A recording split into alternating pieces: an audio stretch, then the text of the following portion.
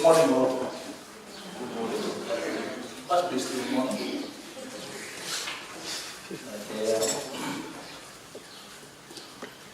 I'd like to acknowledge the presence of the Honorable Murray, with the Vice Minister for Mining, amongst us today. Obviously, it's the right politician to sit with me because he's my former President of the People's Party. I'm not accepting his resignation, so legally speaking, he's still my President. And of course, at the same time, we have got similar sentiments on mining, so I'm pleased that he's here.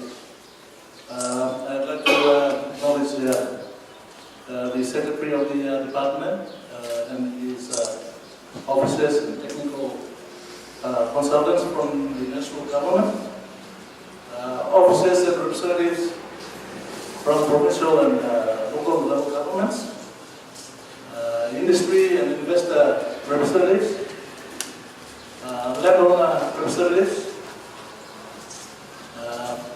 Obviously, I see less landowner representation here today, but as you know, at this point in time in this country, the landowners are making a lot of noise in terms of resource ownership. And once I say that, I would like to have the department and the Vice Minister take note that I feel it is appropriate at this juncture to let you know that this conference is so important that if there has been lack of publicity or otherwise, we need to consider having another forum for the Highlands region again after you conclude the other regions. Representatives of NGOs and other civil society organizations who are here, development partners, dignitaries, and invited guests, ladies and gentlemen. Once again, good morning all. I am honored here to be here today to present this address during this island's regional consultation for the review of mining policies and mining legislations and the development of new policies for the mining industry in Papua New Guinea. As you all know, Papua New Guinea is richly blessed and endowed with minerals which have contributed greatly to the development of PNG and will continue to be a major contributor to the country's economy. The mining industry in PNG since independence has accounted for more than 50% of the country's export earnings and contributed about 30% of PNG's GDP, making it the single most important industry of Papua New Guinea's economy and development since independence. The general public perception on the current mining policies and mining legislations in the mining industry are: one, that the country's mineral resources are being exploited unjustly without fair reward and compensation to the local communities and landowners on whose land these resources are located. Two, that the government's mining policy is being driven by the industry and investor interest rather than the PNG interest, resulting in the theft of our mineral resources. And three, that the national government does not have the capacity to properly monitor and regulate the mining industry, resulting in ongoing disputes between the state, project developers, provincial governments, and landowners on all projects. And number four, that there is a serious lack of policy direction to cover many new issues arising in the industry, leading to many ongoing issues and disputes that require government intervention and directions. And five, that the lack of visible social economic development and public infrastructure investments in resource areas and provinces, leading to perceptions that the resource development projects are promoting local economic activity and sustainable development, and that the earnings of the mineral exploitation may have been squandered. Ladies and gentlemen, I will now go to my experience, the Engan experience with the Porgera Gold Mine.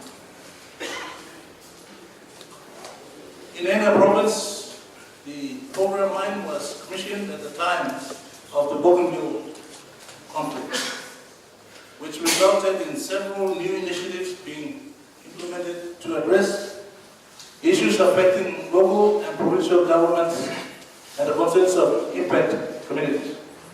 The Porgera mine project has brought substantial revenue for the project developer, PJB, and also made available much development resource to the national, provincial, and local communities, accounting for over 12% of public GDP over the last 20 years. The following summarizes the operations of the Porgera mine in the last 23 years. PJB estimated that the PJB was issued a 30-year SMM, or special mining lease, with mine operations expected to wind up in 2008 with actual mine closure and cessation of mining in the year 2012. Actually, the mine life was extended until 2023, with further explorations yielding good results, with the consequence that the mine life may be extended beyond 2023. PJB in 1989 estimated that it would mine 8.98 million ounces of gold, earning a total of 3.143 billion kina during the life of the mine. As of the 31st of 2012, PJB had extracted 17.88 million ounces of gold, earning over 19.58 billion kina, more than 6 times its estimate. The mine has been profitable for the PJB and the state, which has earned much through corporate income tax, additional property tax, and other direct and indirect tax regimes. Of the large earnings, the distribution of mineral earnings from the Porgera mine has not really been equitable for the Engan provincial government and the Porgera landowners. From 1990 to 2012, the Engan provincial government received about 204 million in royalties, special support grants, and IDP. This is about 1% of the total earnings of the mine. About 52 million in SSGs, about 52 million kina in special support grants are still outstanding to the Engan provincial government and the Porgera landowners. The Porgera landowners, on the other hand, have received about 410 million kina as compensation, royalties, SSGs, IDP, CFC, and MAF since 1990. This amounts to about 2% of the total earnings of the mine. It is important to ask whether 3% of the earnings is equitable distribution of mineral earnings going to the respective provincial government and the local landowners of the mineral resource. That's a question that we all need to ponder. That is a fact. Issues arising out of the Porgera mine experience, what I want to discuss next. The operation of the Porgera mine has brought to our attention several issues that we must highlight for the consideration of policymakers to address, and this includes States' claim of ownership to mineral wealth. States' legal claim to property ownership of mineral wealth through Section 5 of the Mining Act has been an issue of serious contention in PhD debate. Whilst the rationality behind the national ownership of mineral resources for the purposes of the national sharing of the nation's wealth is appreciated, the state needs to ensure that there is equitable sharing in the benefits of the exploitation of the mineral resources, so that the local landowners and their communities receive a fair share. And at this juncture, I must also mention here that if you look at the resource development in P and G, you obviously see that most of these developments are taking place in most isolated areas. Most isolated areas, meaning that there must have been an intervention by nature, by God, for these people to benefit so that they can come out of this kind of life that they're in. And so it is an issue that the national government and ourselves as policymakers must seriously think about. For example, mineral resources are often discovered in as I said earlier, in very remote locations that are not developed and which would not normally receive any government attention. As such, to be fair, much opportunity must be given to ensure adequate resources and attention is given to these localities to ensure they capture on the opportunity for growth and development and equalization with the best of harmony. As often, this provides the only opportunity for development and for progress for the communities and people. Equitable distribution of benefits. The role of government in regulating the distribution of mineral resource or wealth derived from the development is very important in any mineral policy framework. Of the substantial resources received by the national government for national development, very little, I must say, has been returned to the host provinces for development projects and sustainability. And this inequality in distribution must be addressed. And from an experience as governor of the province, I want to say, would you believe that the program money has been contributing the millions that I talked about to the nation? And Enga still doesn't have a hospital, provincial hospital. Enga still does not have a provincial jail. Enga still doesn't have good infrastructure. And so if this is an example of what is happening in our country, then policy makers, decision makers must seriously address the issues when we have the opportunity. The compliance and enforcement and resolutions of MDC, mining development, and MDC and MOA undertakings is the next issue that I want to discuss. The lack of an appropriate avenue or tribunal to address compliance issues relating to the many undertakings of the parties in the various agreements must be considered. For example, issues such as lack of implementation of fly-in, fly-out in program, underpayment of royalties, SSGs, and development grants, compensation, environmental issues, including environmental damage, and monitoring of various undertakings and commitments of all stakeholders. Current policy development should look at options to establish a mining agreement compliance and audit committee, comprising key stakeholders to monitor and ensure compliance of the key undertakings by each stakeholder in the mining projects. As we all know, as people who are in this industry, we know there is a lot of talk by public opinions when more people have become educated, people want to have facts. People who at grassroots want to know how we check on the developers. How do we check on PJD, for instance, on how much gold is going out of the country? It's just speculation. But as a government, do we have an instrument in place to ensure that what the company tells us is honest?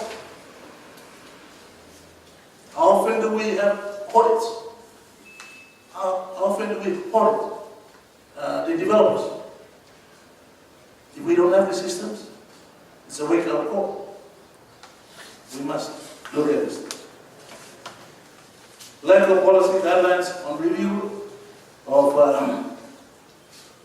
issues arising from the mine exploration and growth is the issue the next issue that I would like to discuss.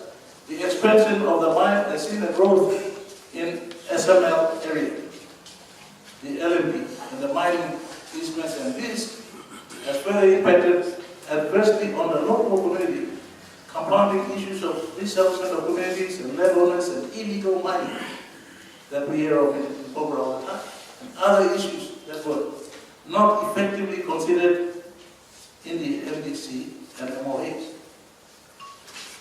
Mind you, look at Bisima.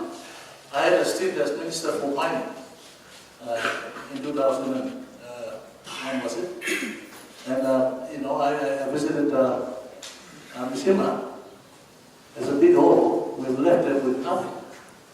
And it concerns us. And if we look at program, we have an issue with it.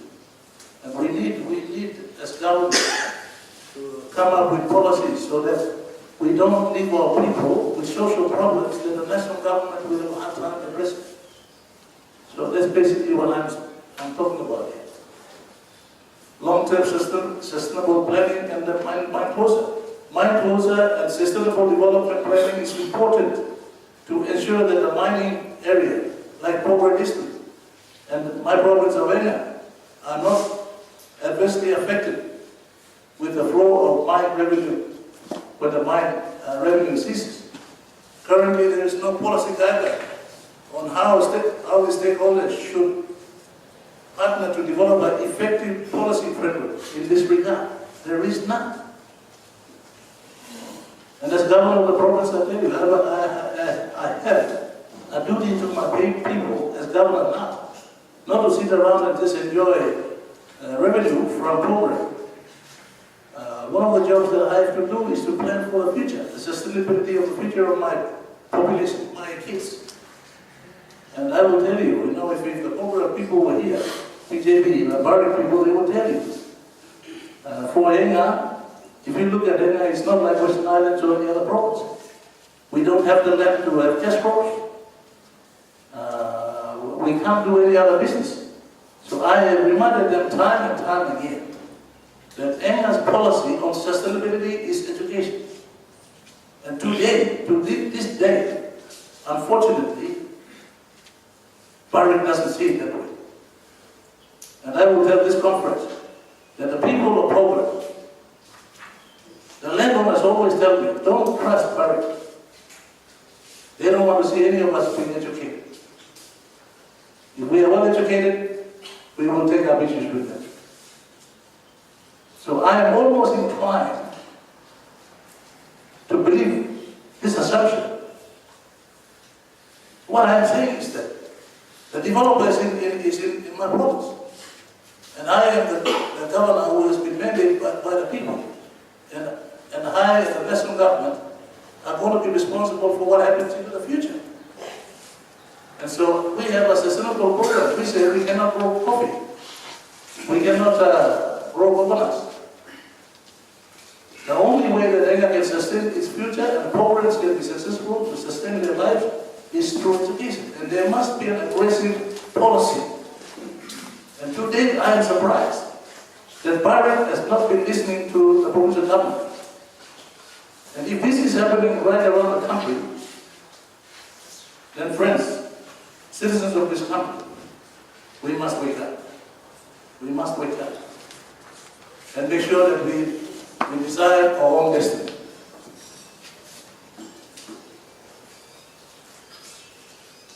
the mining industry as a sustainable, is the mining industry a sustainable economic industry? While the minerals are limited. The industry can be a sustainable industry if appropriate policy and legislative changes are made to realize that for the foreseeable future, mining will continue to be a key industry in Papua New Guinea. Although it's not an unrenewable resource, with a lot of explorations going on, you can see that it can still be a sustainable industry. Issues such as saving from earnings from mineral resources in future trust funds, investing in other diverse and sustainable economic activities, reserving mineral resources and areas for future exploration. Mind you, people in that department, I must also stress here that since there is a boom in resource development in this country, it doesn't mean that we have to go around mining everything. Nah. And especially when we don't have a management level where we are not managing the resources for our people properly. There's a lot of squandering. So it is also important that we slow down on the development of these resources. And why not keep it for the future? Those are the things that we have to look at. For example, the Enga provincial government has now undertaken to invest more than 50% in terms of our future of our royalty earnings through the Enga Children's Fund for the investment in the Enga children's education and as a future of Children's Trust Fund. The money from this fund will fund the education of the Enga children, including those of the poorer valley beyond the lifetime of the mine. And it is very, very important. It will differ from province to province and region to region. But it is important for policy makers to realize that the department and the national government liaise with the provincial government and the landowners so that they can effectively look at a sustainable program for each project so that we can have a sustainable industry. The state's capacity to effectively regulate and monitor the industry, as I mentioned briefly earlier, is something that the department needs to look at. Another contentious issue that has come about in the mining industry has been the question of capability and the capacity of the state and its instrumentalities to effectively regulate the mining industry to ensure compliance with the regulatory and the policy framework, including the many agreements that govern the development and the operation of various mining projects. On one side, it is very critical, very critical. If we are making billions in this industry, how much money are we putting in this department or MRA? How much money are we putting in there so that it's effective monitoring? We may be saying that we are making billions, but we could also be losing billions. And so it is important that we have the capacity within the right authorities and the departments to ensure that there is compliance. Any policy review that does not address this predicament is doomed for failure, as whatever policy or legislative reform that is introduced must be implemented and monitored to ensure compliance, so that the objectives of the policy and legislation are realized. If we have a review, there is bound to be changes in the Mining Act, for instance, or the Environment Act. But if you have an act without capacity to monitor, how far are we going to go? That is the question that we need to ask as a people, as a country. Failure to effectively do this and will continue to result in the industry interest capturing state policy. I have nothing against investors. We must make sure that the industry interests do not capture state policy. This is the reason we have certain sentiments against agencies such as the Mineral Resource Authority, MRA, by landowners and some provincial governments who feel that it is controlled by the industry rather than the state. That is a fact. That's what the people are saying. If it is true, we must change it. You cannot let people who have an interest in this country influence policy. For whose interest? They're here to make money. Our people are interested. The issues raised are not exhaustive, but I intended to highlight our experiences in Enga so that we can move forward to improve our mining laws and policies to effectively support an industry that continues to drive the development and growth of this country. And I must say this for the interest of our developers. We are not against development. We are not against investment. But we must also remember that we have an obligation to our people in this country. There must be equitable distribution of resources. And from my experience in Pobre, if the mine was to be closed in 2012, and in fact, the investment was recovered.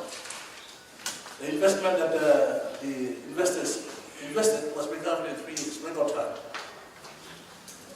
After that, there's no been profit. As a state, did we see that? Why have we waited this long to come to a review like this? Couldn't we have discussed profit-sharing arrangements after they had already got their investment back?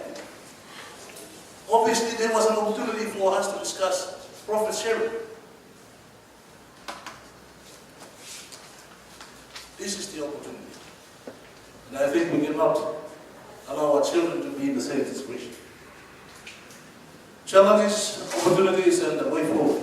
While we raise the above issues for consideration, we must also realize that the fast-changing world presents unique opportunities and challenges yet again for the mining industry in PNG that requires us to keep pace with the developments in the rest of the region and the world. The challenge in PNG now is for the development of appropriate mining policies and legislations that address the following 2 issues. 1, how do we ensure maximum benefits for Papua New Guinea from the exploration of our mining resources without being a deterrent to foreign investment, which is necessary for the exploration and the development of mineral resources. And 2,